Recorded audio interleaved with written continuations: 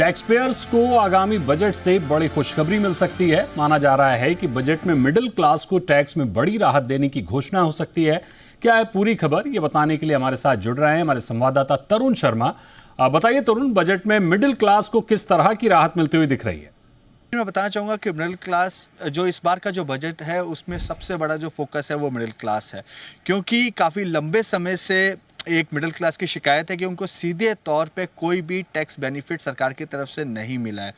तो हो सकता है कि इस बार यदि आप 10 लाख रुपए तक की आपकी इनकम है तो आपको कोई टैक्स ना देना पड़े। जो अभी 7,75,000 है उसको बढ़ाकर 10 लाख करने का प्लान सरकार कर रही है। जो हमारे सोर्सेज हैं वो ये बता रहे हैं कि एक दूसरा प्लान भी है कि अभी आपकी जो 12 लाख से 15 लाख से ऊपर है तो आपको 30% देना पड़ता है, तो इसको आपको 15 लाख से लिमिट बढ़ा के 18 लाख की जा सकती है। जो 3 लाख रुपए का एक बड़ा डिफरेंस होगा कि 18 लाख से आपकी जो इनकम है उसको 30% की कैटेगरी में रखा जाएगा। ये दो बड़े बदलाव होंगे, लेकिन ये दोनों ही बड़े बदलाव यदि होते हैं तो ये न्यू टैक्स रिजीम में होंगे। ओल्ड टैक्स रिजीम को किसी भी तरीके से नहीं छुआ जाएगा, क्योंकि सरकार का ये मानना है, जो एक्सपर्ट्स हैं जो सरकार के साथ लगातार कंसल्टेशन कर रहे हैं, उनका ये मानना है कि जो निचले तबके का जो व्यक्ति है उसको ऑलरेडी सरकार कई बार रिलीफ दे चुकी है। इसके साथ साथ स्टेट्स गवर्नमेंट भी अपनी अपनी तरफ से स्कीम्स चला रही हैं। जैसे महाराष्ट्र की बात करें तो लाडली बहन योजना है, मध्य प्रदेश में भी सिमिलर टाइप की स्कीम्स चल रही हैं। दिल्ली में भी बजट इलेक्शन के दौरान ऐलान किया गया कि 2,500 रुपये मिलेंगे, 2,100 रुपये मिलेंगे अलग अलग सरकार की तरफ से।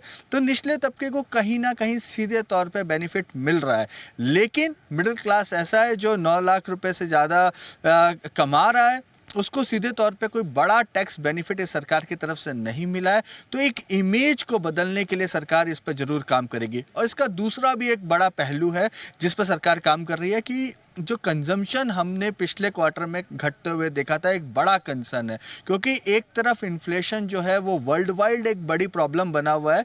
हालांकि जो इस बार के जो नंबर्स थे वो काफ़ी कंफर्टेबल नंबर्स थे, लेकिन फिर भी एक ओवरऑल आउटलुक को देखें तो इन्फ्लेशन एक बड़ा मामला है, एक बड़ा कंसर्न है। तो इस इन्फ्लेशन की वजह से आम आदमी के हाथ में पैसा नहीं बच पा रहा है, जिससे क्या है कंजम्पशन जो साइकिल है वो कहीं ना कहीं इम्पैक्ट हो रही है। तो सरकार ये चाहती है कि यदि हम टैक्स में बेनिफिट देते हैं तो ये सीधा सीधा जो असर है वो कंजम्पशन साइकिल पे पड़ेगा, लोगों के हाथ में ज़्यादा से ज़्यादा पैसा बचेगा और जिसका उपयोग वो चीज़ें खरीदने में अपनी रोज़मर्रा की ज़िंदगी में यूज़ कर पाएंगे।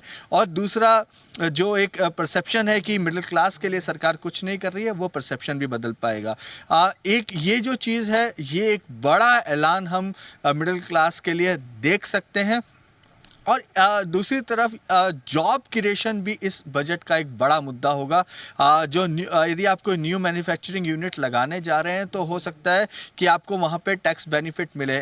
2019 के अंदर भी ये स्कीम को लॉन्च किया गया था जो 31 मार्च 2024 तक चली थी और बहुत अच्छा रिस्पांस नहीं मिला था, लेकिन फिर इस स्कीम को रीलॉन्च किया जा रहा है और जो टैक्स रेट है उसको 15% की जगह 18% करने की बात है कि 18% के तौर पर यदि कोई न्यू मैन्युफैक्चरिंग यूनिट लगती है तो 18% उसको टैक्स देना होगा। जो टाइम पीरियड है उसको भी 10 साल किया जा सकता है।